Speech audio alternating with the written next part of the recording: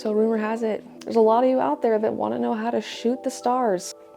Well, you've come to the right place, because I'm going to give you a step-by-step on how to achieve results like this, this, and this. Stick around and find out, or don't. Hello, my name is Ellen. I am a content creator and creative director. Today I want to be talking to you about all things shooting the night sky. Just recently we had an incredible light show over South Dakota, which is where I am from. And I was fortunate enough to be able to get to the Badlands National Park just in time to photograph these incredible northern lights. I've never seen them before. Due to that experience, a lot of you had reached out asking, I tried doing this on my camera, but for whatever reason I couldn't get it to focus, or I didn't know the settings and I couldn't get it to turn out, or it was this weird color. So in this video I want to come and actually answer these questions for you all in one place, in hopes that for the next round that we get some crazy light show or whatever night sky kind of situation it is that you want to shoot, you are fully prepared and you have a much better understanding on going into it so that you can get the images that you want to get. The first thing is to make sure that your camera gear is suitable for what it is that you're planning on shooting. So for the night sky, you're going to want a camera that is going to allow you to be able to do everything in manual mode. And that's not just within the camera itself, but also the lens too. The second thing too is you want to kind of have a plan on a location that is going to allow you to be away from as much light pollution as possible. The location is going to dictate a lot on how the photograph comes out in the end result. The next thing is you're going to have to set up your camera too. So always have a tripod on deck. The tripod that I use is linked down into the description below. Just be careful of any wind or things that could cause it to move. The sturdier the tripod, the better off you're going to be when it comes to the detail of the image. So once you have your camera all set up, now we're going into the settings, which the aperture, ISO, shutter speed, white balance, and focus is going to be the 5 things that you're gonna have to make sure that are in check.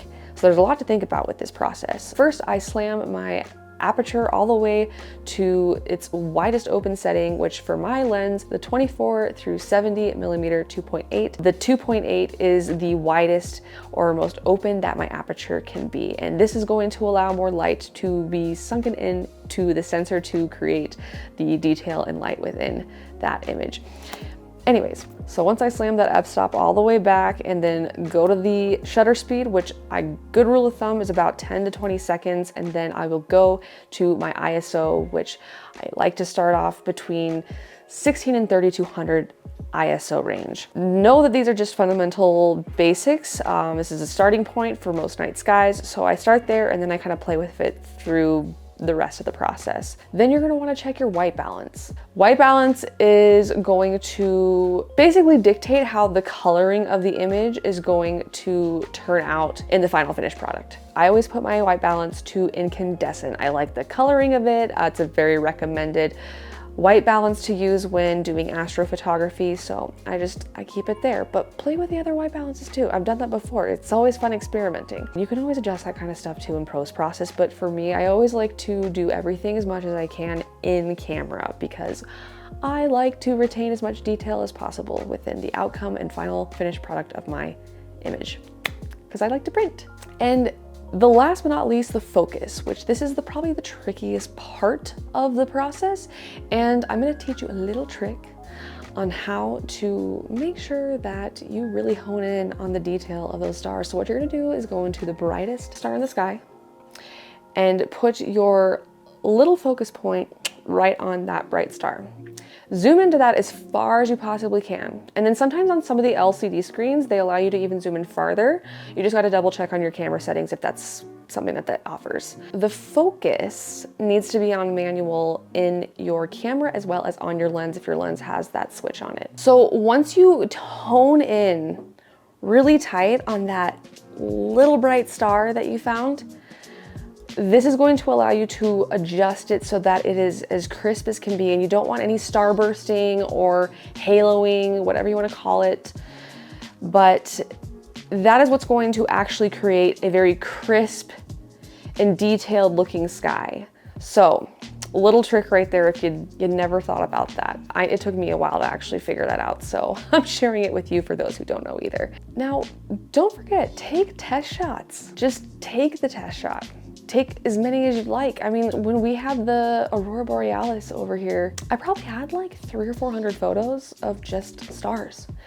And it's still taking me a bit to go through it. If you want to see any of that work as well, you can head over to my TikTok or Instagram, or better yet, just go to my gallery on my art shop. They're right there.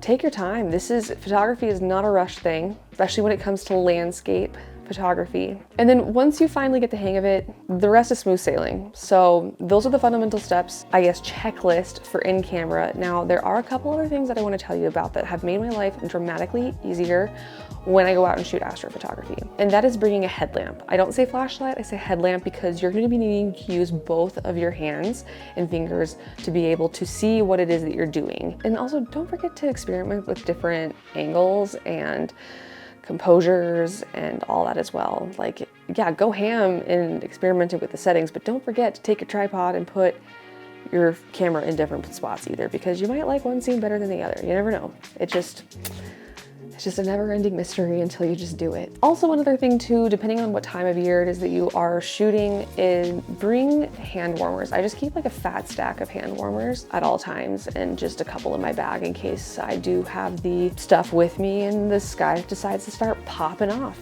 you know? So you never know, you just gotta be prepared at all times. And that is how I do it. If you've made it this far, congratulations. And thank you for sticking around and hearing what it is that I have to share with you. If you learned something new or you like what you saw, give this video a thumbs up and hit that subscribe button. Plus, if this was insightful, you know that a friend of yours is probably gonna want to hear about it too, so throw it over to them, give it a share. Again, thank you so much, and I will see you in the next one. Peace.